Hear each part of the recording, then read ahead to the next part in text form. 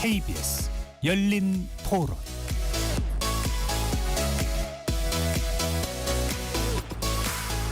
안녕하십니까. KBS 열린 토론 배종찬입니다. KBS 열린 토론 매주 월요일 여야를 대변하는 네 분과 함께하는 여의도 내변인들로 여러분들을 만납니다. 국회 의정활동의 꽃이라 불리는 국정감사가 오늘 막을 올렸습니다. 지난 윤석열 정부는 물론 4개월 차에 접어든 이재명 정부도 국감 대상이 되면서 여야의 치열한 대결이 예고되고 있는데요. 이재명 정부 출범 후 첫 국정감사 쟁점 현안이 무엇인지 짚어보겠습니다. 한편 김건희 특검의 조사를 받던 양평 군청 공무원이 사망하면서 특검의 강압 수사 논란이 일고 있습니다. 특검 수사를 비롯한 정치 현안 여의도 내변인들에서 자세히 살펴보겠습니다. KBS 열린 토론 지금부터 시작합니다. 치열한 토론 속에서 더 나은 세상을 찾아갑니다. 올바른 세상을 만드는 첫걸음. 평일 저녁 7시 20분 KBS 열린 토론.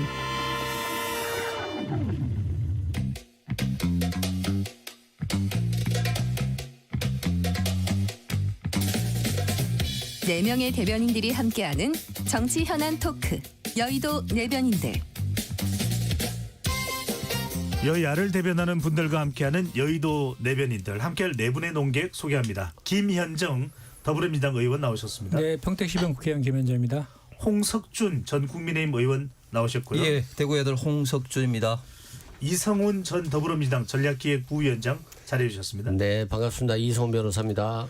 이준우 국민의힘 미디어 대변인 나오셨고요. 네, 반갑습니다. 이준우입니다.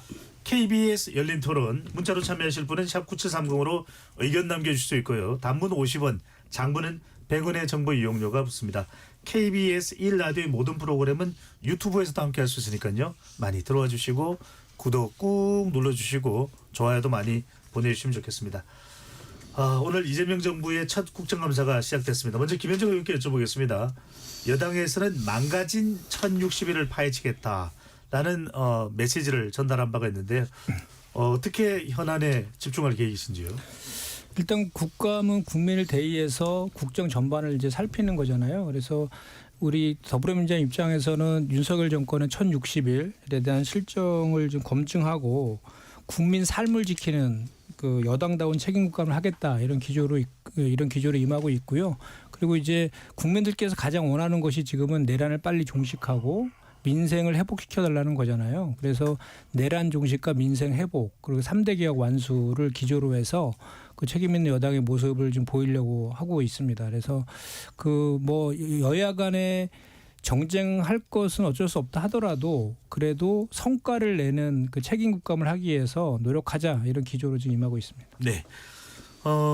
홍석준 전 의원 국민의힘도 이번 국정감사 어떻게 임하느냐가 상당히 중요할 것 같은데 어떤 계획이 있을 거로 보시는지요? 예, 일단 국민의 삶에 지금 현재 가장 그 관심사가 경제 문제이지 않습니까? 경제 문제 관련해서 지금 트럼프와의 지금 관세 협상이 좀 지지부진하고 이것으로 인해서 구체적인 수치가 지금 드러나고 있는데 예. 원래 우리 대한민국이 미국 시장에 차지하는 순위가 보통 한 6, 7이 되는데 이번에 8월 말 기준으로 보면은 벌써 10위권까지 미끄러졌다고 합니다. 그런데 앞으로 이런 문제가 뭐 자동차 철강 뭐 모든 전 분야에 걸쳐서 메가톤급 어떤 파급이 있을 것 같은데 이런 어떤 문제에 대해서 아무래도 지금 그동안의 어떤 외교부 산업부를 중심으로 해서 어떤 과정이라 딸 수밖에 없을 것 같고 특히 지금 정부 조직 개편 관련해서 네. 지금 민주당이 너무 지금 밀어붙이식으로 정부 조직 개편을 좀 진행을 하니까 뭐 검찰 조직을 비롯해서 여러 가지 정부 조직 개편으로 인한 여러 가지 좀 문제들이 지금 이제 많이 좀 도출되고 있어서 이런 문제도 굉장히 좀 중요할 것 같습니다. 그리고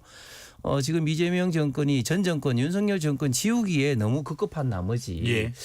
당연히 진행돼야 될 사업을 뭐 없애버린 그런 경우가 많습니다. 예를 들면 환경부 같은 경우 15개 댐 건설 계획이 있었는데요. 그런 댐 건설 계획 절반을 그냥 다 없애버렸습니다. 예를 들면 대구 주변에 운문천 댐이라고 썼는데 그 댐이 뭐 비록 소규모지만 하루에 3만 3천 명 가량의 식수를 공급하는 소중한 댐 계획이었는데 네. 아무런 어떤 이유 없이 주민 갈등이라든지 아무런 이유 없이 그냥 취소돼 버리는 이런 것들이 지금 왕왕 일어나고 있다. 그래서 이런 어떤 전 정권 어떤 지우기 사업에 대한 어떤 문제점 이런 점을 좀 본격적으로 따져 물을 것 같습니다. 네. 상당히 국정감사가 국민들에게는 또 민생 연안에는 상당히 중요한 그런 또 시간인데 자 그래서 그런지 이재명 대통령은 어제 정부 부처에 긴급 지시를 내렸습니다. 여야를 막론하고 국회 지적을 적극적으로 수용하라. 타당한 지적에도 이유 없이 방치할 경우 엄중 문책할 것이다. 오늘 이제 김민석 국무총리도 같은 내용을 또 재차 강조를 했습니다. 이성훈 전 부위원장께서 보시기에는 어떤 의미가 담겨 있다고 봐야 될까요? 저 이 말을 듣고 나서 참 대통령이 잘하신다. 과거에 윤석열 정부 때 정말 장관들 가서 그냥 싸우라고 했잖아요. 그래서 매일 그냥 야당 의원들과 싸우기만 했었는데 이제는 꼭 여당 말뿐만이 아니라 여야를 막론하고 적극적으로 듣고 그리고 국회의원들이 지적하는 부분 중에 타당한 게 있으면 수용하라는 거잖아요. 그러면 이 국정감사가 정부를 견제하기도 하지만 정부의 효율성을 높여주는 그 역할까지 하는 것이기 때문에 이재명 대통령이 참 잘하고 계시다 이런 말씀드리고요. 또 국민들이 묻고 싶은 걸 국회의원들이 묻는 거잖아요. 그랬을 때 잘못한 게 있다라고 한다면 정부가 바로 고치는 이재명 대통령이 어떤 지적에 대해서 제대로 좋은 지적이다라고 하면 바로 고치라는 얘기를 많이 하잖아요. 그런 측면에서 정부가 많이 바뀌고 있다. 긍정적이다 이렇게 생각됩니다. 네. 자 그런데 이재명 대통령은 민생을 다루는 또 정쟁으로 여야가 서로 싸우는 그런 국정감사장이 안 되기를 원하는데 과연 민주당이 그렇게 될까? 또 하나는 국민의힘이 오늘 장동익 대표는 민중기, 김현지, 봉욱 민정수석입니다. 세 사람을 반드시 국감장에 세우겠다.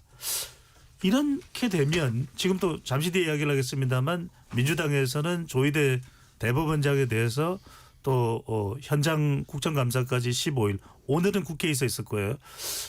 민생 현안을 논의할 수 있는 상황이 될까요? 이준우 대변인.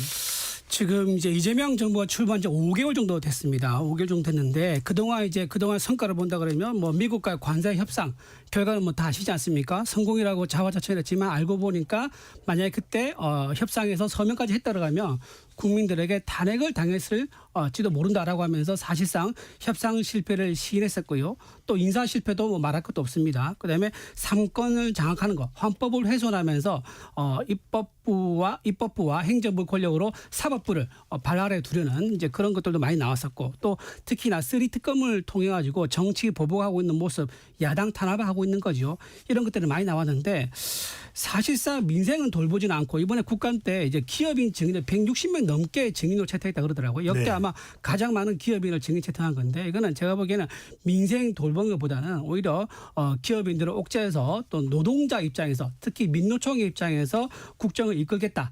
좀 편향되어 있는 그런 모습을 좀 보여주고 있다는 생각이 들고요. 특히 민중기, 김현지, 봉욱 이 세 사람이 굉장히 중요한데 왜 그러냐면 다 상징적인 의미가 있습니다. 민중기 특검은요. 지금 정치 권력의 폭주를 상징하는 지금 특검이 되겠습니다. 이번에 양평군 공무원이 극단적 선택했지 않습니까? 네. 무려 15시간이 넘는 이제 수사를 받았는데 본인이 20장이 넘는 유서를 남겼대 그래요. 근데 그 유서의 내용 보면은 얼마나 강압적으로 수사를 받았는지 상세한 내용이 들어있다는 얘기가 나오고 있습니다. 예. 그렇기 때문에 민중기 특검을 꼭 불러가지고 정치 권력의 폭주를 검증할 필요가 있다 말씀드리고요. 또 김현지 제1부속실장은 이재명 대통령과의 인연이 30년이 넘는다고 합니다. 그런데 이 사람에 대해서 사실 알려진 게 별로 없어요. 학력이라든가 나이도 다 추정이고요. 제대로 알려진 게 없다. 더군다나 1부속실장이면 비서관 바로 밑이거든요.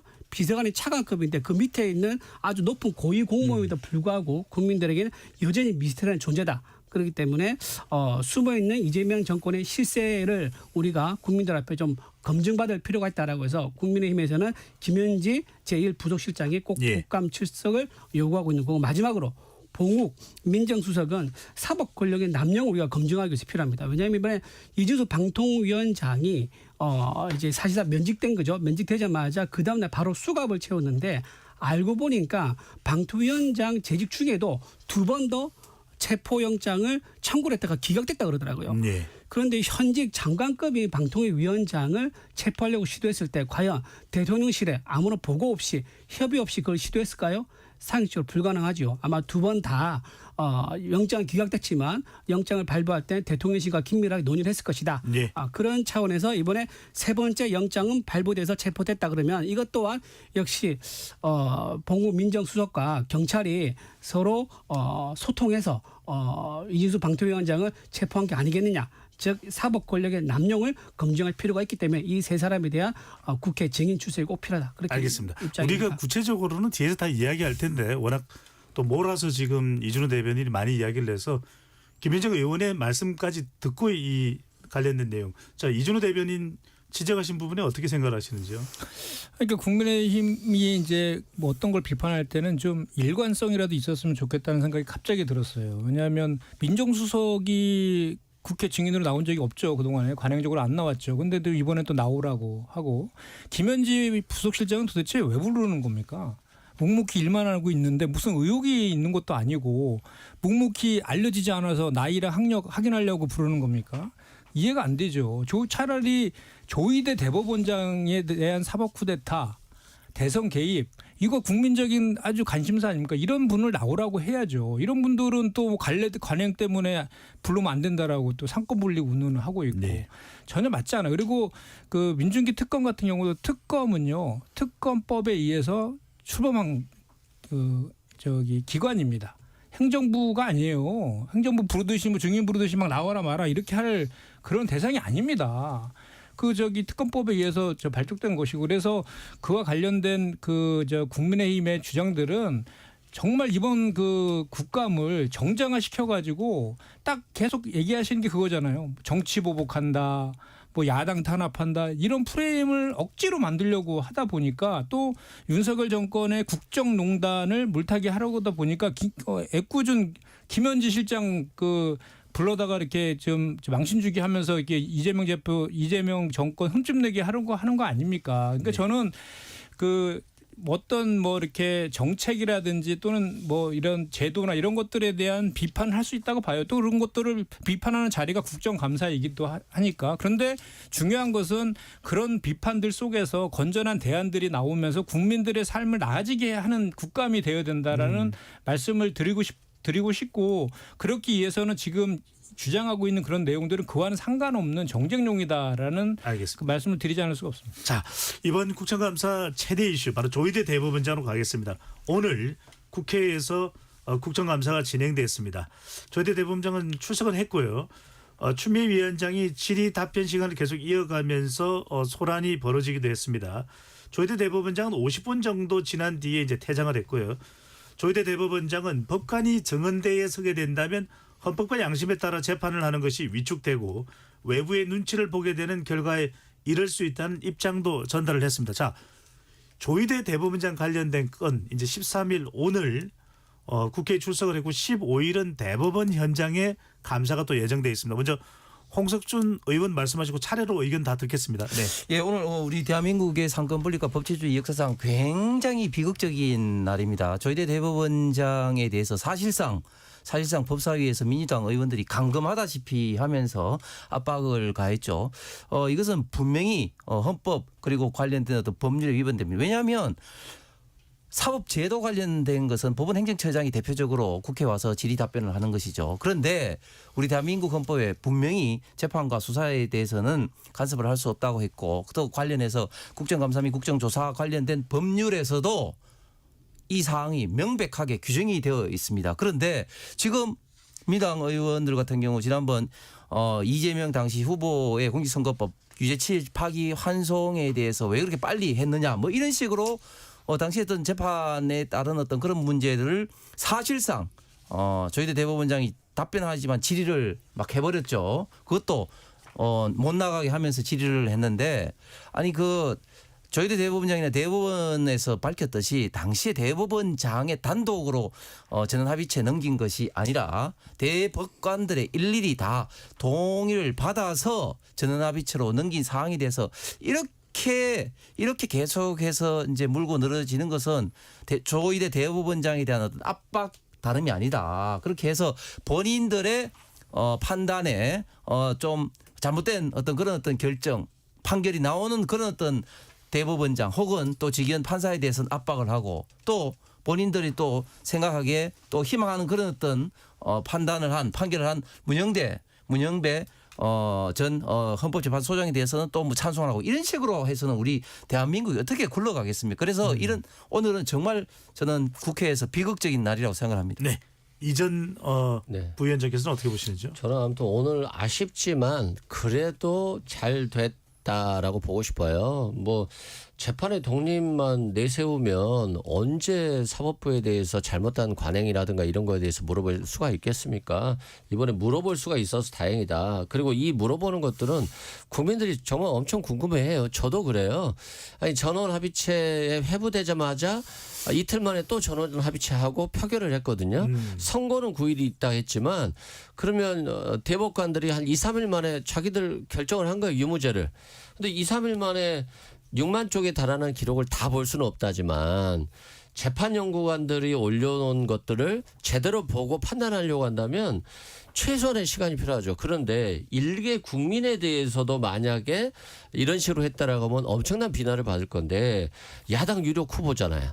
근데 이 후보를 갖다가 그냥 파기 재판했다라고 한다면 야당은 후보를 못 낼 수도 있는 상황이었거든요. 그만큼 대법원이 선을 넘어서 어떤 절차적인 엄청난 문제를 제기하면서까지 이렇게 무리한 얘기를 왜 했을까에 대해서 국회의원들이 질문한 것에 대해서 굉장히 저는 기분이 참 좋았다. 그리고 국민들도 그럴 것이다. 다만 이제 대법원장이 답변을 안 해서 아쉬운 부분이 있습니다만 또 증인이 아니었기 때문에 또 대법원 나름대로 거기에 대해서 응대를 한 거거든요. 그렇기 때문에 저는 대법원장이 그 얘기를 듣고 있었다는 것, 그 절차적인 문제도 좋고 이제 관행이 없어요. 뭐 국민의힘 출신 대통령들 다 구속되는데 그 누가 구속시킵니까? 법원에서 판결에 의해서 결정되는 거잖아요. 그만큼 행정부도 법원의 통제를 받기 때문에 법원도 국민의 통제로부터 완전히 자유로울 수 없다. 그걸 이제 좀 알아야 된다라고 생각됩니다. 알겠습니다. 이준우 국민의힘 대변인은요? 방금 야당의 유력 후보를 이제 사법부에서 유력 후보가 대선 후보에 못 나올 뻔했다 이제 이런 취지로 말씀하셨는데 저는 오히려 되묻고 싶어요. 사법 리스크가 있는 후보를 왜 대선 후보로 만들었는지 사법 리스크가 없는 후보를 내세웠다 그러면은 그런 문제가 없었을 것인데 지금 재임 기간 내내 지금 사법 리스크가 지금 정권의 어떤 그 명분이라든가 또는 이제 국정 운영의 어떤 구심증이라든가 이런 거에서 계속 흔들리고 있는 그 이유가 되고 있는 거거든요. 그래서 원인 제공이 민주당이 했다. 왜 그런 상황이 됐을까? 1급 체제에서 아무도 반대 의견을 못 내는 그런 구조 때문에 일어난 건데 그 민주당 책임이 있는 거죠. 그거를 사법부를 탓하는 거 옳지 않다라고 생각이 들고요. 또 하나 87년 이제 헌법 체제 이후에 지금 대법원장이 나와서 인사말 이제 하고 이석을 한 게 관례로 쭉 이어져 왔는데 이번에 처음으로 예외가 된 거예요. 이건 굉장히 좀 잘못됐다. 그러니까 삼권 분립을 존중했었고 헌법 수호의 정신은 우리가 국회에서 존중해 왔는데 그걸 처음으로 추미애 법사위원장에서 깨졌다는 말씀드리고 또 추미애 법사위원장 스스로 또 모순적인 얘기를 또 합니다. 어떤 점에서요? 어떤 얘기를 하냐면은 증인 불출석 사유서를 조희대 대법원장이 냈다라고 얘기를 해요. 그게 무슨 말이냐? 그럼 증인이 아니란 얘기예요. 증인이 아니면 질문을 할 수가 없습니다. 근데 또 나가지 말라고 하면서 질문을 또 해요. 그러니까 증인 불출석 사유서 냈다라고 하면서 증인이 아니라고 얘기하면서 또 증인처럼 대우를 한단 말이에요. 이건 말이 안 되는 거죠. 모순이죠. 또 하나 그리고 그런 상태라고 하면 어떤 신분으로 앉아있느냐 참고인 신분으로 앉아있게 될 수 있거든요. 근데 참고인 신분은요 당사자가 동의를 해야 됩니다. 근데 조희대 대법원장이 참고인 신분 동의를 안 했습니다. 근데 질문을 계속 던지는 거예요. 이게 무슨 말이냐. 한 90분 동안 조희대 대법원장은 그냥 조리돌림하고 망신주기를 하겠다라는 정치적 목적 그 이상 그 이하도 아니다. 좀 그렇게 말씀드립니다. 알겠습니다. 김현정 의원께서는요? 네. 한꺼번에 많은 얘기에 대해서 좀 먼저 좀 확인 좀 하고 가야 될 것 같아요. 사법 리스크 얘기했는데 사법 리스크는 윤석열의 정치 검찰들이 만든 것이다라는 말씀을 좀 드리고 그런 사법 리스크를 뚫고 대통령에 당선된 거는 유권자들의 이대한 선택이다. 그 말씀을 좀 드리지 않을 수 없고요. 지속적으로 그 상권 분립과 사법부의 독립을 얘기하고 그것을 마치 더불어민주당이 훼손하는 것처럼 얘기하는데 상권 분립을 훼손하고 있는 것은 지금 조희대 대법원장이다라는 말씀을 드리지 않을 수가 없습니다. 국정감사는 입법부가 행정과 사법부를 견제하는 헌법상의 권능입니다. 국정감사는. 그래서 그거에 의해서 헌법제 61조, 국회법제 121조 5항, 129조에 근거해가지고 조희대 대법원장을 증인으로 채택한 거예요. 헌법과 법률의 절차에 따라서 한 것을 위반한 것은 조희대 대법원장입니다. 그러면서 뭐 사법부의 독립이 사법부 맘대로 아무렇게나 막 하라는 게 독립입니까? 그거 아니잖아요. 지금 좀 전에 우리 이승은 변호사께서 쭉 다 얘기했잖아요. 얼마나 조희대 대법원장이 한 것이 큰 지금 그 대선 개입과 사법 쿠데타의 직위원 그 판사의 전례 없는 구속 취소로 인한 것, 그리고 지금 재판 지연 계속 하면서 침대 재판하고 있는 것, 그래서 지금 국민들은 지금 이러다 윤석열 풀려나는 거 아니냐, 이러다 또 무죄 나오는 거 아니냐, 이런 우려까지 하는 지경까지 만든 사법부의 신뢰 불신을 초래한 장본인이 조희대 대법원장 아닙니까? 그러면 그런 거에 대해서 법사위에 나왔으면 관행 운운할 것이 아니라 그 참고인도 답변할 수 있잖아요. 그 질문에 지금 답변까지 해줬으면 얼마나 그동안 불신을 받았던 사법부에 대한 신뢰가 그나마 좀 회복되지 않았을까라는 저는 그런 생각도 해봤는데 결국은 그냥 50분도 앉아있다가 이석한 거예요. 그러면 그 뭐 저기 증인이 아니고 참고인이다라고 얘기하는데 그건 사실 어떻게 보면 추미애 위원장이 배려해 준 거죠. 원래 증인으로 채택했는데 불출석 사유서를 냈잖아요. 그러니까 이제 참고인이라도 참고인 신분 자격으로라도 좀 오전 중이라도 좀 듣고 가라. 이렇게 좀 배려해 줬다고 저는 생각하거든요. 그럼에도 불구하고 아무런 답변을 하지 않기 때문에 바뀐 것은 없었다라는 거예요. 그래서 저는 오늘 이렇게 그 조희대 대법원장이 50분 만에 이렇게 이석한 것은 계속해서 지금 사법부 독립이란 그 홀드에 숨어서 법 위에 군림하고 있는 모습들로 국민들한테 비춰질 것이다라고 보여지고 또 지금 각종 갖고 있는 의혹들이 사실 아니냐라는 그것을 반증함과 동시에 국민들이 왜 사법개혁이 필요한지에 대한 그 당위성을 다시금 상기시키는 계기가 된 오늘 하루가 아니었나 이렇게 생각합니다. 알겠습니다. 자, 이 15일도 이 대법원의 현장 국감이 있습니다. 이성훈 전 의원 부위원장께 먼저 여쭤보겠습니다. 지금 민주당에서는 이날 이 현장 국감에 참석하지 않을 경우 동행 명령장을 발부한다. 어떤 내용인가요? 그러니까 이제 국회에서 법원에 나가서 이제 청문회를 하는데 거기에 오지 않으면 동행명령장을 발부해서 데리고 오겠다 이런 취지거든요.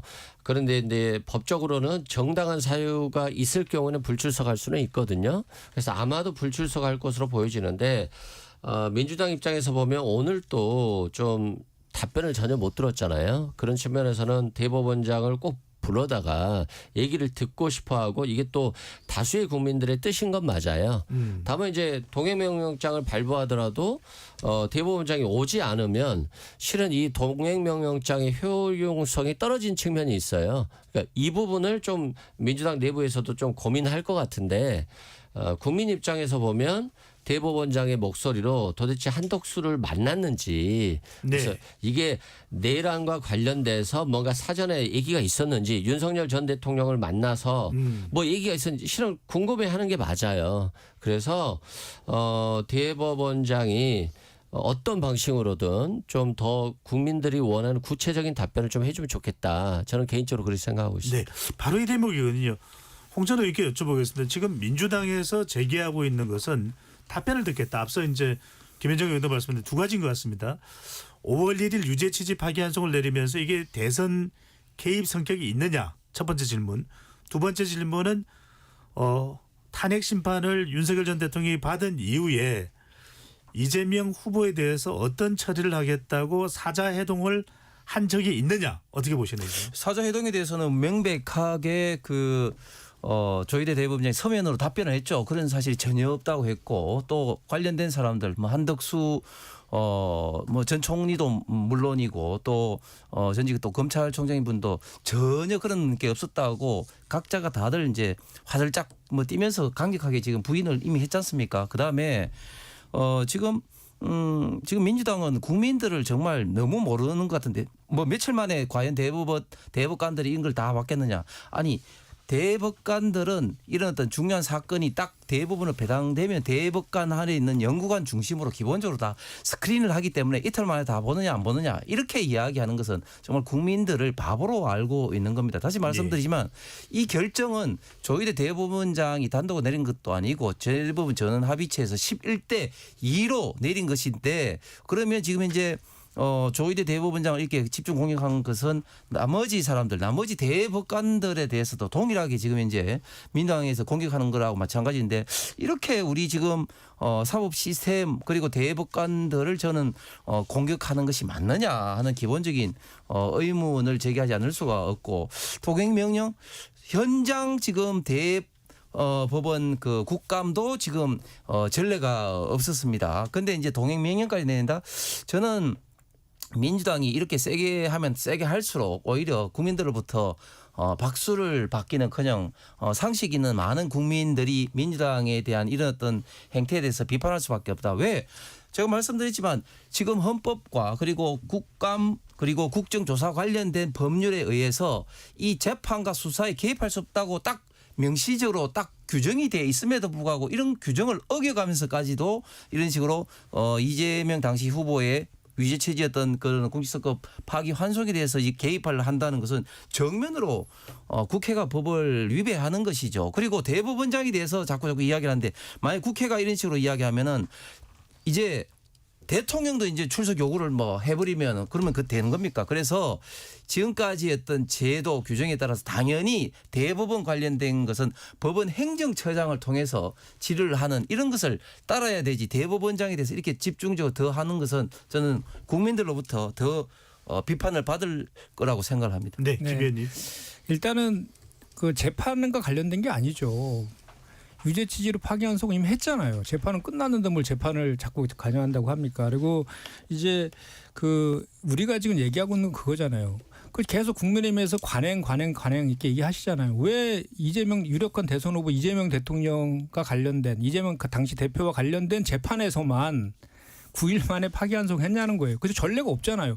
그 법원 직원이 나와서 증언하잖아요. 자기 30년 다녔는데 이런 사례 본 적이 없다. 그것뿐입니까? 파기환송시켰는데 그 고등법원에서도 전례 없는 집행관 송달을 시켜요. 그것도 본 적이 없답니다. 그리고 또 그 저 선고일 그러니까 재판 일자도 그 저기 후보 등록 이후에 날짜로 잡아요. 거기서 만약에 그 유죄 취지로 그냥 판결 선고해 버리면 우리 민주당은요 후보도 못 내는 거예요. 그런 정말 민주주의를 아예 말살하는 그런 결정을 한 거에 대해서 이거 왜 이런 거는 왜 간행대로 안 했는 거에 대해서 얘기 안 합니까? 이거 문제 있잖아요. 이거에 대해서 확인해야 되는 거지. 이게 재판 아니지 않습니까? 거기다가 이제 어쨌든 그 사법부도 윤석열에 대해서 재판하고 있잖아요, 지금. 그게 상권 분립 아닙니까? 대통령, 우리 국회의원들도 지금 저기 수사하고 재판 중인 의원들 있잖아요. 그게 사법부의 상권 분립에 의한 사법부의 기능인 거예요. 그리고 우리는 그 입법부는 그 입법부의 권한이 국정감사를 통해서 사법부에 대한 감사를 할 수 있게 되어 있는 겁니다. 그 절차에 따라서 지금 하고 있는 거예요. 왜 사법부는 치해법권 지역입니까? 알겠습니다. 법위에 군림합니까? 이거 관행위에서 이게 정당화되는 그런 영역은 절대 아니다라는 겁니다. 네, 이준우 대변인 말씀까지 듣겠습니다. 네, 대법원 전원 합의체에서 신속히 판단한 것에 대해서 전례가 없었다 그러는데요. 전례가 없었다는 그런 사실 이재명 대통령이 했던 야당 대표 시절에 했던 모든 것들 전례가 없었던 것들이죠. 다 최초로 했던 것들입니다. 무슨 말이냐. 수사 지연하고요. 재판 지연하고 이런 것들 전부 다 이재명 야당 대표 시절에 처음으로 이루어졌고 1심 같은 재판이 선거법 위반이죠. 그거 같은 경우는 2년 2개월이나 걸렸습니다. 아마 우리나라 역사에서 아마 가장 이제 재판이 오래 걸렸던 1심 판결일 거고요. 그러면 재판 또 어떻게 했습니까? 지연, 서류 이제 송달 거부한다거나 또 기피 신청을 한다거나 이런 식으로 해가지고 재판도 엄청나게 지연시켰습니다. 일반인들은 상상할 수 없는 그런 특혜를 받았던 분이시다라는 것을 말씀 먼저 드리고요. 마지막으로 이제 아까 이제 견제 기능이 있는 거는 맞습니다. 견제 기능은 맞는데 이제 사법부의 수장을 직능 부르는 건 완전히 다른 문제입니다. 그럼 견제 기능이 있으면요. 입법부가 그러면 행정부 수장, 이재명 대통령 불러도 됩니까? 부를 수 없을 거 아니에요. 그러면 국회의장, 입법부 수장이 국회의장 불러도 됩니까? 부를 수 없을 거 아닙니까? 마찬가지예요. 상대 이제 부에 대한 사법부나 행정부에 대한 견제는 맞는데 그 수장을 직능 부른 것은 전혀 다른 문제다. 그 말씀을 드리고요. 삼권 분립은 가장 노골적으로 저는 좀 무시한 사람이 이재명 대통령이라고 말씀드립니다. 왜냐하면은 지난번 대선 하루 전날이죠. 6월 2일 날 김어준 씨 유튜브 방송에 나가서 이재명 당시 대통령 후보가 이렇게 얘기합니다. 대법원 쪽에서 빨리 무죄로 기각해주자는 말을 들었다라고 얘기합니다. 이건 무슨 말이냐? 피고인이 판사한테 재판 결과를 좀 미리 들었다 그 말인데요. 그게 가능합니까? 그럼 그 판사가 누굽니까? 이런 문제를 따져봐야죠. 그렇기 때문에 우리는 이재명 대통령도 만약에 이러한 본인이 얘기한 게 사실이라고 하면 위법인 거고요. 사실 아니라 그러면 허위 사실을 유포한 거기 때문에 선거 위반이 될 수 있는 겁니다. 네.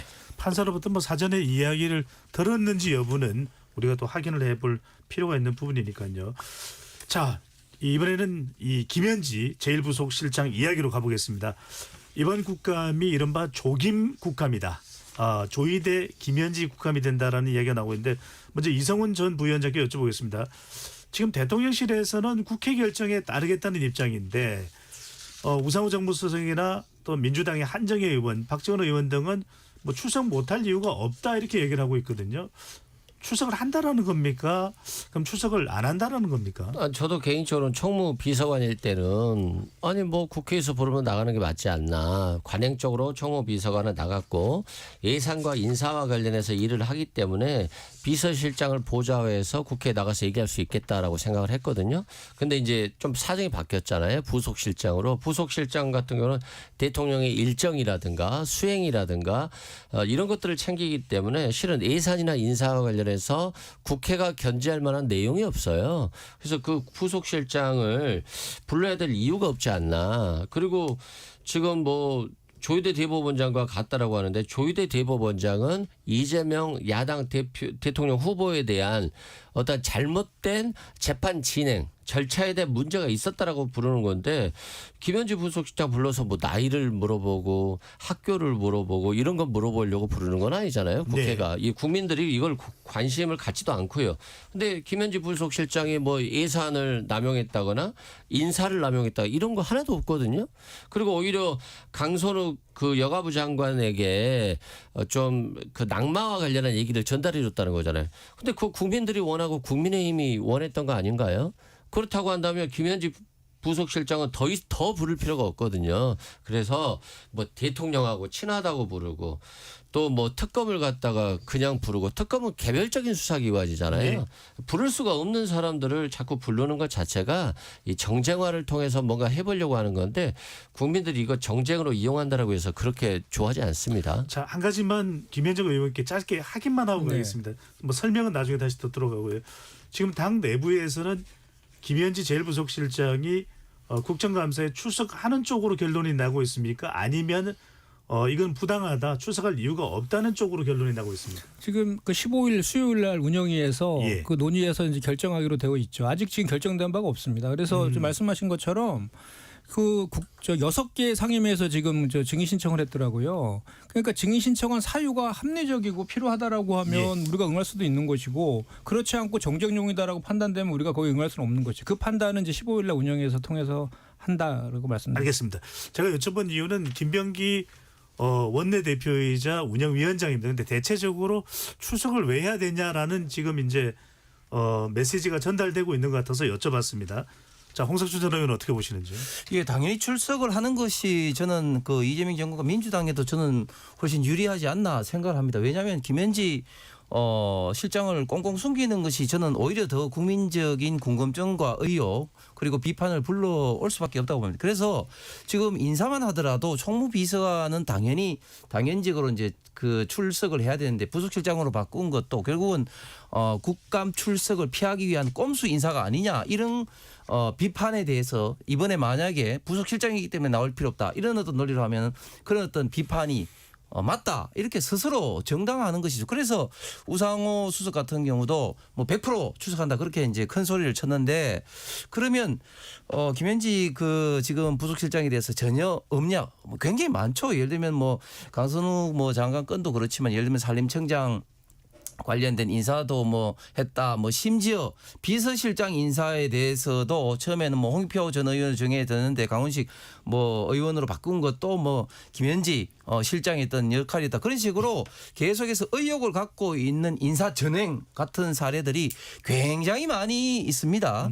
그리고 그 이후에도 지금 뭐 제가 알기로는 뭐 우리 국민의힘에도 여러 가지 어떤 제보가 들어오는 있는 것 같은데 왜냐하면 뭐 잘 아시는 김현지 부속실장이 박원석 의원의 이야기에 따르면 뭐 98년도 처음으로 당시 이재명 변호사를 알게 됐는데 그 이후로 이재명 변호사 시절부터 해서 성남시장, 경기지사, 국회의원, 당대표, 대통령실까지 이렇게 장기간 오랫동안 그리고 사선을 넘어가면서까지 이재명 대통령과 생사고락을 같이 한 사람은 지금 오로지 김현지 부속실장밖에 없는 것이죠. 그렇기 네. 때문에 김현지 부속실장 관련해서는 여러 가지 지금 제보가 뭐 많이 올 수밖에 없는데 오히려 이런 것을 회피하기 위해서 민주당에서 김현지 부속실장을 이렇게 방탄하고 있는 것이 아니냐 하는 것들이 만약에 국감장에 안 나오게 되면 오히려 더 입증이 될 것 같습니다. 네, 이준우 대변인 말씀까지 듣겠습니다. 김현지 이제 비서관이 성남의제 20일 여기서부터 이제 따져봐야 됩니다. 성남의제 20일이라고 김현지 비서관이 이제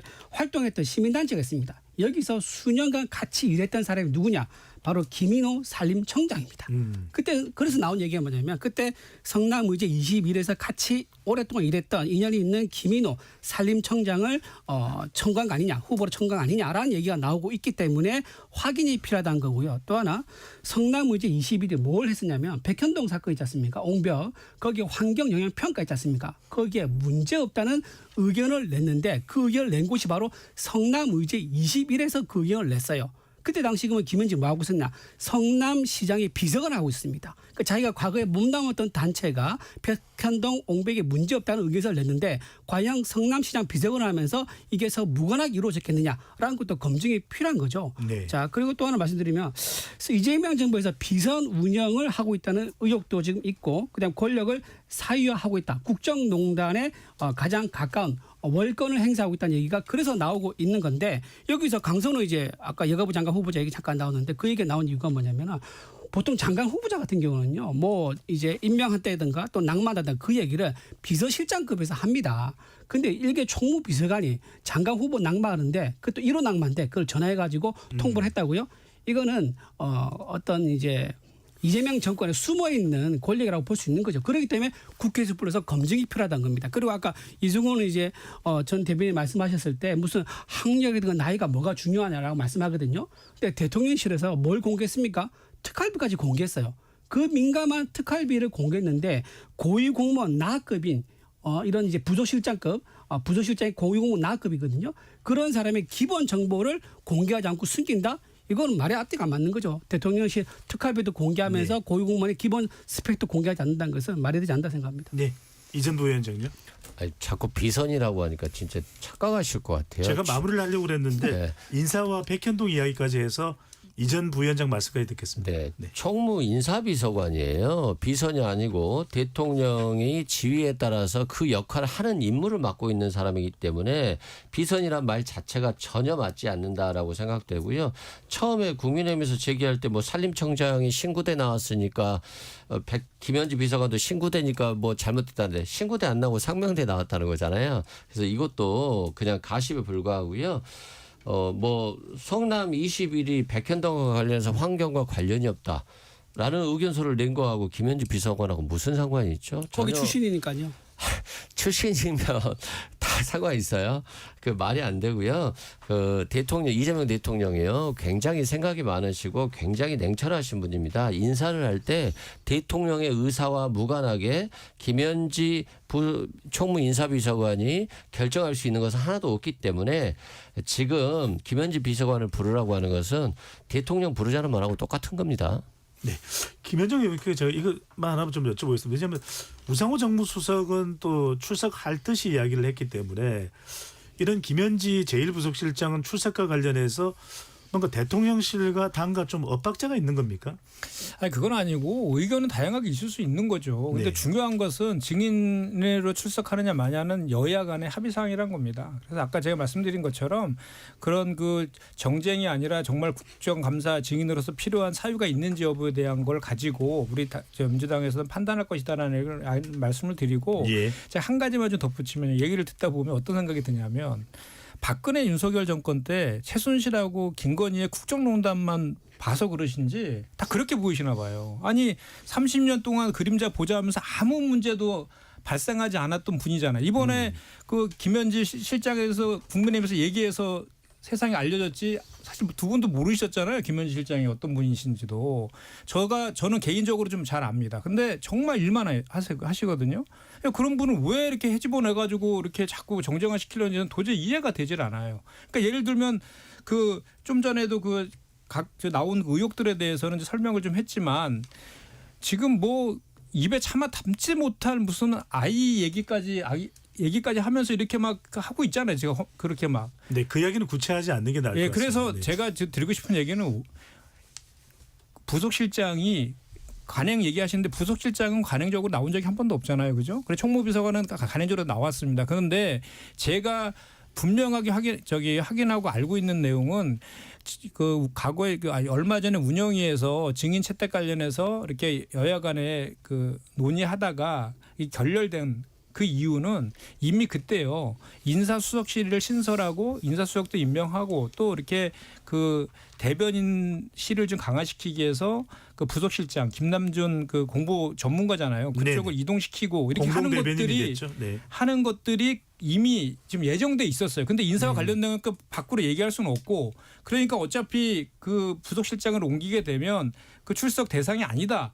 이런 차원에서의 그 문진석 수석이 반대했던 그런 측면이 있어요. 저는 그 내부적인 속사정을 좀 알고 있거든요. 근데 예. 인사와 관련된 거 인사가 이게 발표되기 전에 미리 그런 얘기를 할 수는 없으니까 그런 속사정도 있었어요. 알겠습니다. 그러니까 그런 것까지 감안해서 좀 있는 그대로만 봐줬으면 좋겠다. 네.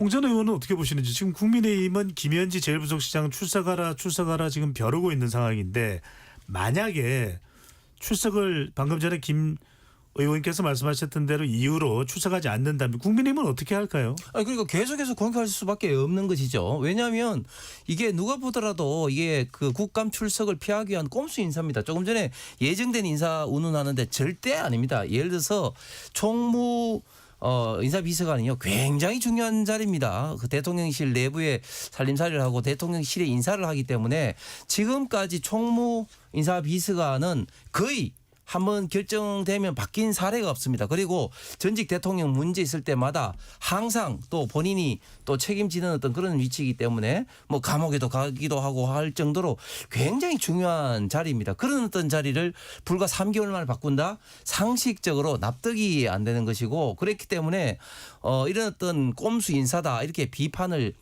피하기 위해서라도 저는 민당은 당연히 출석을 시켜야 된다. 왜냐하면 출석을 안 시키니까 다른 어떤 여러 가지 뭐 민주당에서는 억척이라고 생각할지 모르지만 자꾸 이제 의혹에 꼬리를 무는 것들이 자꾸 나오는 것이죠. 그런데 만약에 출석을 하지 않는다? 그렇게 되면 마치 그런 것들이 사실인 양 국민들에게서 더더욱 존엄 현지의 존재가 더욱더 이야기 나올 수밖에 없을 것 같습니다. 알겠습니다. 보고 싶은 것만 짧게 보고 하나만 더 말씀드리면 안 됩니까? 아주 짧게 그러면 간단하게 한 말씀 근데 하시죠. 국회 증인 채택한 것도 이게 고무줄 잣대로 되면 안 되죠. 기준에 여야 똑같아야 되는데 지금 조희대 대법원장 같은 경우는 관행적으로 한 번도 국회 증인 출석을 요구한 적이 없었는데 이번에 예외적으로 증인 출석을 채택을 했단 말이에요. 물론 이제 그 불출석 대해서 이제 또 다르게 한데 그런데 지금 뭡니까? 지금 부서실장이라고 해가지고 한 번도 관행적으로 부른 적이 없다고 하면서 이거는 관행대로 된다라고 또 얘기를 하는 거예요. 관행은 국민의힘에서만 관행은- 얘기하고 있죠. 우리가 어제 관행 관행을 얘기했습니까? 이준우 대변인 마무리하고 나면 네네. 기회를 아니 드리겠습니다. 자꾸 네. 관행을 고무줄 잣대로 자기들의 유불리에 따라 가지고 어쩔 때는 관행을 파기하고 어쩔 때는 관행을 유죄한다고 주장하는 것은 굉장히 잘못됐다. 고무줄 기준으로 국민들이 납득하기 어렵다는 이제 말씀드립니다. 그러니까 김현정 의원 말씀까지 듣겠습니다. 그 듣고 싶은 것만 듣고 보고 싶은 것만 보고 싶은 그 국민의힘의 심정은 충분히 이해되지만 억지를 써도 좀 근거 있게 썼으면 좋겠어요. 우리가 언제 관행 얘기를 했습니까? 관행은 계속 국민의힘이 얘기하고 있잖아요. 제가 얘기한 것은 아니 제가 나름대로 알고 있는 사실에 대해서 얘기하고 있는 거잖아요. 그럼 제가 거짓말하고 있다고 그냥 대놓고 거짓말하고 얘기해 버리면 토론이 됩니까? 제가 그 가정에 대해서 좀 알고 있는 내용에 대해서 이해를 돕기 위해서 말씀을 드렸잖아요. 그럼에도 불구하고 부속실장이지만 그럼에도 불구하고 국감에 부르는 사유가 합리적이라고 하면 논의해서 결정하겠다라고 하고 있잖아요. 우리가 네. 지금 아직 결정된 것도 아니고. 알겠습니다. 그런 과정 아닙니까? 왜 네. 자꾸 단정하고 규정합니까? 잠시 참여 안내 로고 듣고 조금 가라앉힌 다음에 KBS 열린 토론 2부로 돌아오겠습니다.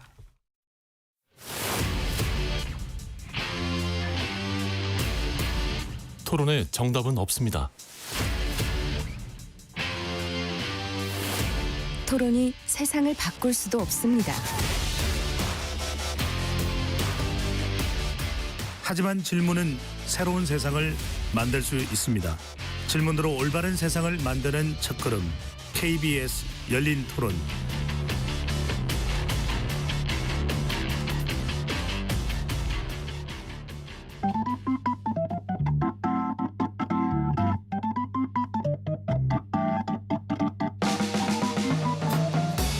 세상을 바꾸는 질문, 열린 토론이 시작합니다. KBS 열린 토론은 언제나 열려 있습니다. 단문 50원, 장문 100원의 유료 문자 샵 9730 그리고 KBS 어플리케이션 콩으로 여러분의 의견을 남겨주세요. KBS 열린 토론 2부 이어가겠습니다. 매주 월요일에는 여의도 내변인들로 진행하고 있습니다. 스튜디오에 홍석준 전 국민의힘 의원, 김현정 더불어민주당 의원, 이준우 국민의힘 미디어 대변인, 이승훈 전 더불어민주당 전략기획부위원장 네 분과 함께하고 있습니다. 먼저 이 홍석준 의원께 좀 여쭤봐야 될 것 같은데요. 전 의원께요. 김건희 특검의 수사를 받던 양평군 공무원 사망 소식이 알려졌는데요. 이걸 가지고서 이제 정치권의 책임 공방이 거세지고 있습니다. 야권에서는 특검의 폭력, 강압 수사를 주장하고 있는데 먼저 어떻게 보시는지요? 예, 굉장히 좀 비극적인 참 사건이고 도저히 있을 수 없는 국가 권력의 좀 행포에 의해서 정말 억울하고 성실했던 어떤 공무원 한 분이 정말 돌아가신 것 같습니다. 사실 지금 김건희 여사 관련된 특검 어떤 수사가 무리하다, 뭐 마구잡이로 막 한다 하는 그런 비판들은 계속 좀 있어 왔습니다. 이번이 벌써 극단적 선택의 또 두 번째이기도 한데 사실 뭐 이분이 계속적으로 부인을 하고 그런 사실이 없다는 것이 본인의 어떤 지금 한쪽짜리 공개된 유서에도 그런 내용은 있습니다만 그것을 네. 강압적으로 계속해서 특검이 장기간 이제 수사를 하는 어떤 와중에 이런 사건이 이제 발생을 하게 됐는데 근데 특검의 지금 현재 사후 지금 현재 지금 조처에 대해서도 굉장히 지금 부적절합니다. 예를 들면 당연히 지금 억울한 죽음에 대해서 어떤 유감 표명부터 먼저 해야 되는데 이것은 뭐 유서인 것으로 뭐 단정 지을 수 없다. 뭐 이런 식으로 이야기를 하고 있단 말이죠. 그렇기 때문에 저는 특검에 지금 현재 일어났던 수사가 굉장히 문제도 많지만 특히 이런 억울한 죽음을 둘러싼 이런 어떤 태도에 대해서도 굉장히 지금 문제가 많다. 그렇기 때문에 이런 문제에 대해서는 뭐 여야 할 것 없이 국가 권력 행포 아니겠습니까? 이런 어떤 예. 문제가 다시는 일어나지 않도록 그 원인과 그리고 그런 어떤 그 사후 방지 대책을 철저하게 강구를 해야 될 것 같습니다. 네, 이 내용을 좀 정확히 들여다봐야 될 부분은 이 양평군 수사를 받던 양평군 공무원 사망 사건인데 지금 이제 특검의 강압 수사 이야기가 되고 있는 겁니다. 그렇게 수사관이 이야기했는데 나는 아니라고 이야기했지만 계속해서 강요를 했다는 부분인데 지금 우리 방송 듣는 분들이 내용을 충분히 모르면 이게 서울 양평간 고속도로로 생각하시는데 그게 아니죠. 그 내용이 지금 공흥지구 개발과 관련돼서 개발 분담금 부분 네. 그리고 이제 당시에 그러면 양평 군수였던 지금은 국민의힘의 김성교 의원입니다. 지시했는지 여부가 이제 관건인데 이 내용부터 먼저 이성훈 전 부위원장이 좀 설명을 해주시죠. 네, 김건희 씨 일가가 양평 공흥지구에 개발을 합니다. 그래서 개발 부담금이 한 17억 정도가 부과될 예정이었어요. 근데 한 해가 바뀌고 나서 이게 영원으로 바뀌거든요. 그래서 이게 도저히 상식적으로 이해할 수가 없는 부분이 있어서 그때 당시에 군수가 누구냐고 봤더니 현 지금 국민의힘 국회의원이고 또 윤석열 전 대통령과 아주 가까인 사이로 알려져 있거든요. 그래서 이것들이 분명히 뭔가 양평 군수였던 김성교 의원의 어떤 위법적인 행위로 인해서 개발부담금이 영원히 됐을 것이다라고 해서 이제 수사가 시작된 게 지금 이 담당 공무원이거든요. 이때 이 담당 공무원이었기 때문에 수사가 된 건데 이 담당 수사 공무원이 이제 극단적 선택을 하면서 강압적인 수사가 있었다라고 주장을 하고 있거든요. 그래서 정말 강압적인 수사가 있는지 민주당 입장에서는 더욱더 또 인권 문제는 중요시하기 때문에 확인을 해봐야 될 것 같고요. 그래서 아마 특검에서 민유기 특검이 감찰하겠다라고 했으니까 우리가 감찰 결과를 좀 지켜봐야 될 필요가 있습니다. 예. 고인의 명예도 중요하지만 또 수사관의 명예도 중요하기 때문에 사실관계도 확인하지 않은 채 강압 수사로 단정해서는 안 된다라는 측면이 좀 있고요. 다만 이게 이제 1회 수사에 불과해서 일반적으로 저도 특수부 수사에 참여한 적이 있었었는데 정말 시도 때도 없이 불러서 괴롭히는 부분이 있어요. 근데 1회 수사에서 1회 수사에도 불구하고 이런 것들이 굉장히 강압적으로 느껴졌던 건 특히 공무원 같은 경우는 공무원 연금이 있는데 이게 기소되고 유죄 판결이 되면 공무원 연금의 절반을 잃게 되는 거이기 때문에 일반 국민들의 어떤 수사를 받는 것과 공무원들이 받는 건 또 다른 측면이 있어요. 예. 그래서 진술 녹화 부분만 정말 경찰이 강압적으로 진술을 요구했는지에 대해서 진술 녹화를 조금 보면 이 정답이 나올 수가 있는데 오늘 또 들려오는 얘기로 보면 당사자가 진술 녹화를 원하지 않아서 진술 녹화를 하지 않았다라고 하는 얘기들이 있어서 사실상 이제 강압 수사가 있는지 여부를 밝히기는 쉽지는 않겠습니다만 그럼에도 불구하고 이 문제는 또 특검에서 엄격하게 좀 감찰을 통해서 알겠습니다. 국민들께 알려야 된다라고 생각합니다. 어쨌거나 사망 사고가 발생을 했습니다. 그리고 특검에서도 상당히 앞으로 신중한 수사를 해 나가겠다라고 또 이 사망 사고에 대한 또 입장도 발표를 했습니다. 이준우 대변인은 어떤 부분이 이 양평군 공무원 사망 사고에서 제일 핵심으로 보시는지요? 그분이 이제 메모가 있습니다. 그 메모에 이제 그 돌아가신 분의 이제 마지막 세상에 남기는 메시지 아니겠습니까? 그렇다 그러면 좀 진실에 부합된 메모를 했을 거라고 추정이 됩니다. 근데 그 메모에 뭐가 들어있느냐? 답을 정해놓고 강요를 했다라고 본인이 씁니다. 쓴 내용이 있고요. 그다음에 강압적으로 수사한 수사관 2명의 실명을 그 메모에 적어놨습니다. 그게 허위라면 쓸 수 없는 내용이죠. 세상을 하져가면서 마지막 남기는 메모인데 그리고 또 뭐라 내용이 또 나오냐면은 강압, 무시, 수모, 멸시, 강요 같은 단어가 총 18번이나 등장을 합니다. 예. 이분이 오전 10시부터 해서 그 다음날 새벽 1시 15분까지 15시간 넘게 수사를 받았다 그러더라고요. 그 상황에서 느꼈던 것들 종합을 해서 메모지에 남겼고 지금 아직 공개되지 않은 20장 페이지의 메모에는 이 내용이 좀 더 구체적으로 나와 있다 그러더라고요. 그래서 유가족이 그 20장의 메모를 달라고 했는데 그걸 아직 제출하지 않고 있습니다. 그리고 부검도 유가족 원하지 않았음에도 불구하고 부검을 하겠다고 하고 있어요. 그래서 굉장히 이거는 유가족 입장에서는 굉장히 두 번 이제 죽이는 일이다라고 생각이 또 들고 또 하나 이 김건희 특검에서 문제가 되는 게 뭐냐면은 별건 수사 논란이 있었던 팀이에요. 뭐냐? 13명을 총 구속했는데요. 김건희 여사와 아예 무관한 사람이 총 9명입니다. 13명 중에 9명을 김건희 특검에서 김건희 여사와 관련 없는 사람을 구속했어요. 근데 왜 이런 특검이 그러면 나올 수 있었느냐? 여기에는 검사 출신 특검이 없습니다.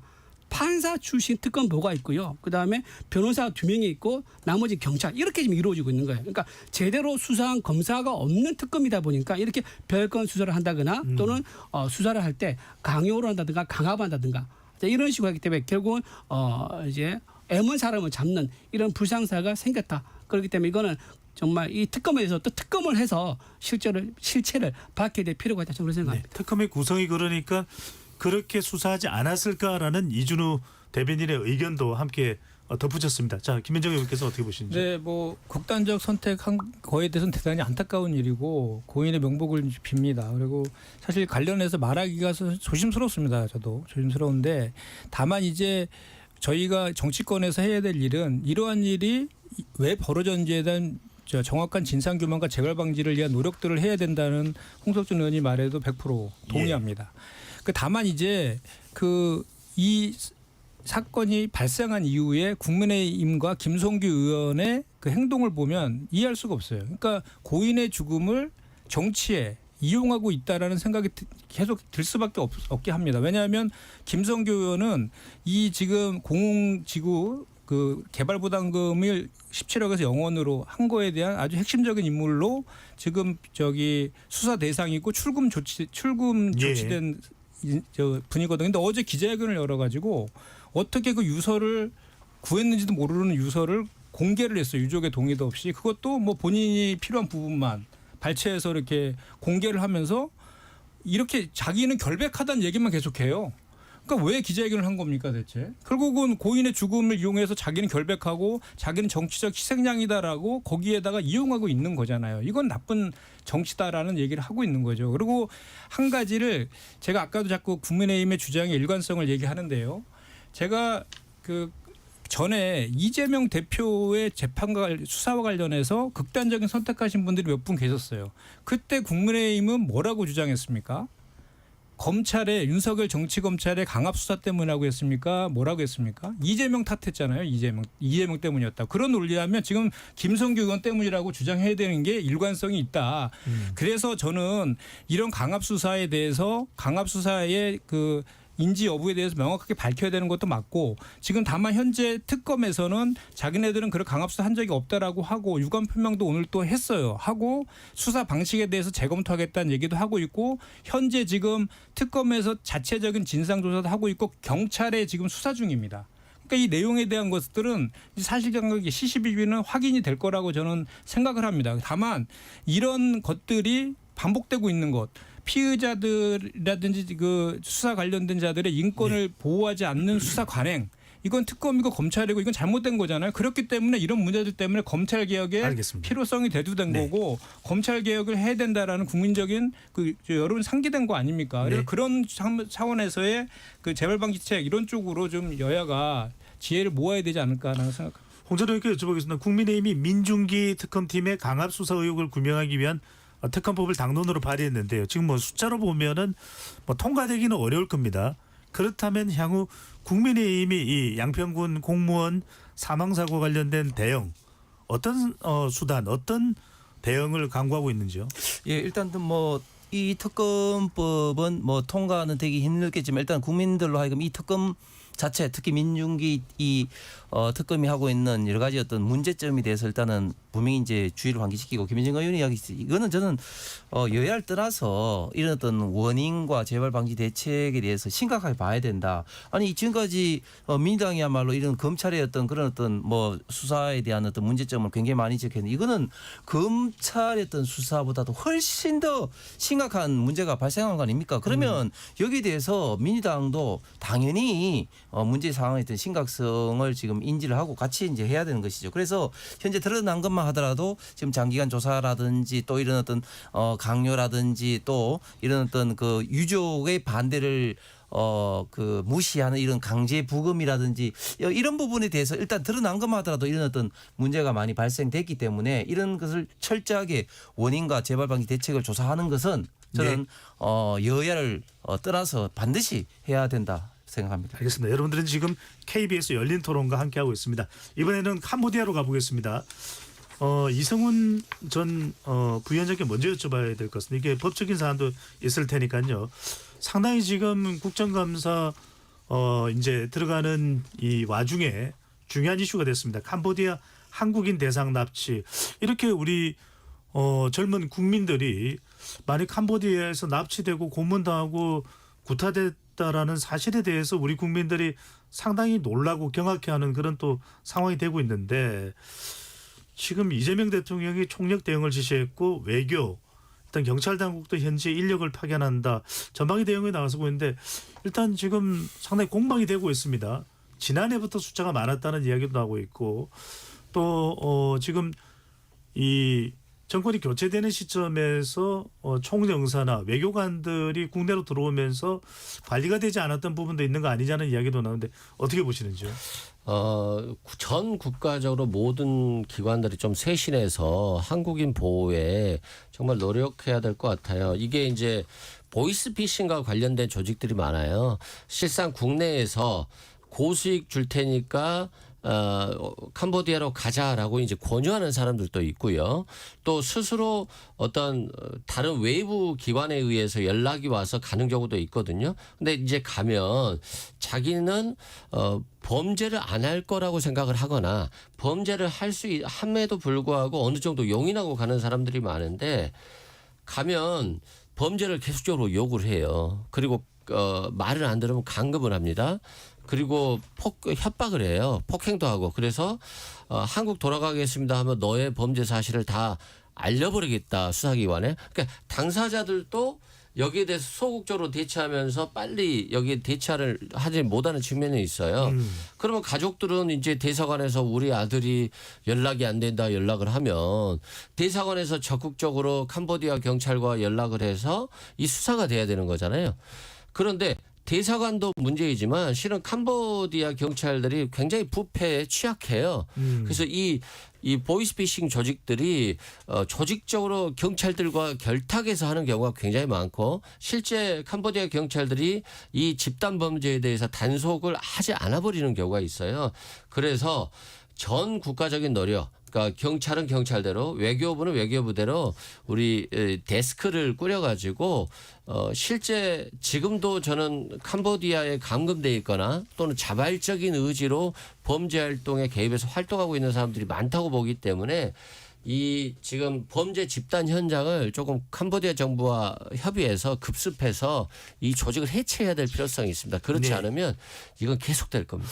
상당히 심각한 상황으로 봐야 될 것 같은데 이준우 대변인은 어떻게 보시는지요? 지금 제가 뭐 특정 나라의 어떤 범죄 출신들의 범죄 뭐 이런 걸 얘기한 건 아닌데 일단 데이터 통계로만 보면요. 최근 7년간 외국인 범죄자 중에서 중국인이 가장 많다는 통계가 있습니다. 그전에는 이제 좀 중국인 수가 그렇게 많지는 않은데 최근 7년간 가장 중국인이 많다는 통계가 있고요. 올해 8월 기준으로 외국인 범죄자를 보면요. 총 22,878명입니다. 그중에서 중국인이 한 200명 됩니다. 한 45% 정도가 중국인이라는 얘기가 있는데 즉 10명의 외국인 범죄자 중에서 4명 정도가 중국인이라는 거거든요. 근데 이게 우리나라 굉장히 심각한 상황이죠. 범죄 자체를 낮춘 것도 가장 중요하지만 그 범죄자 중에 외국인 범죄자 중에서 왜 하필 중국인이 또 많느냐 이것도 우리가 좀 외교적으로 좀 따져봐야 되고 또 치안에 대한 불안도 국민들에게 우리가 또 해소해줘야 되기 때문에 이런 이제 맥락에서 본다 그러면 캄보디아에서 비록 외국에서 발생한 사건이지만 그 범죄자들이 캄보디아에 있던 중국인이다라는 그 의미가 굉장히 시사한 바가 크다. 국내뿐만 아니라 해외에서도 중국인들이 한국인을 대상으로 범죄하는 거 이거는 강력한 대응이 필요하다고 봅니다. 캄보디아 이 사망 사건에 붙잡힌 3명의 피의자 중에서도 중국인이 있다라고 그렇죠. 지금 이렇게 예, 보도가 되고 있는데 그 이야기 전에 이른바 이게 혐중정서 이른바 중국에 대한 이 우리 국민들의 반응과 연결돼야 되는지 여부는 이제 잠시 뒤에 여쭤보도록 하고요. 김현정 의원께 여쭤보고 싶은 것은 박찬대 의원의 활약이 이야기가 되고 있거든요. 그러니까 지금 현지 경찰이나 여러 가지 이런 과정들이 복잡한 그런 상황에서 가족들이 박찬대 의원에게 이 SOS를 쳤고 그러면 이제 뭐 문제가 생기면 박찬대 의원에게 연락을 하면 되는 겁니까? 아니 사실 박찬대 의원이 같은 정무위구라서 아까 직접 얘기를 들었어요. 네. 우리 당내 당대표 선거 끝나고 좀 쉬고 있는데 지인한테 계속 연락이 와가지고 봤더니 이제 자기 딸이 거기에 감금되어 있다. 그거를 이제 딸이요? 딸이었다고 합니다. 딸. 그래서 저 정부에 구조 요청해가지고 이제 2명이 이제 석방이 되는 그런 적이 있었는데 그래서 그 영사조력법도 이제 개정안도 발의하고 이렇게 지금 하고 있는데 하여튼 이런 끔찍한 일이 발생하고 또 취업 사기라든지 감금 이런 것들이 자꾸 늘어나고 있는 거는 정말 이거는 전 국가적인 역량을 동원해서 이게 반드시 막아야 되는 건 분명한 사실인 것 같아요. 그래서 뭐 저기 박찬대 의원뿐만 아니라 정부 당국에도 지금 대통령이 이제 총력 대응을 지시했잖아요. 그래서 전사적으로 지금 대응하고 있는 그런 과정인데 여러 가지들이 종합적으로 있어야 될 것 같습니다. 그러니까 뭐 이게 뭐 코리안 데스크 그래서 경찰 병력을 뭐 늘리는 것도 협의 중이라고 하고 있고 뭐 대사도 초치하고 뭐 이런 조치들 등등 있는데 하여튼 요 관련해서는 그 외교뿐만 아니라 경찰 뭐 등등 해가지고 총체적으로 예. 또 그리고 이제 그 야당에서도 뭐 이런 일이 벌어진 거에 대해서 비판할 건 비판하더라도 국민의 생명과 안전이 달린 문제이니까 이와 관련된 뭐 법 제도 개선이나 이런 거에서는 같은 목소리를 내줬으면 좋겠다. 알겠습니다. 그런데 홍석준 전 의원께 여쭤볼 것이 국민의힘은 지금 이번 사태를 중국 또 중국인과 연결하고 있습니다. 최근 이제 정부의 중국인 무비자 입국 허용 정책을 비판한 데 이어서 중국인들의 3대 쇼핑, 의료, 부동산, 지방선거 이걸 막는 방지법을 당론으로 추진하겠다라고 얘기를 하는데 그 이유는 자국민에 대한 역차별을 막기 위해서다. 이번 캄보디아 사건과 중국인에 대한 협중 정서 어떻게 봐야 될까요?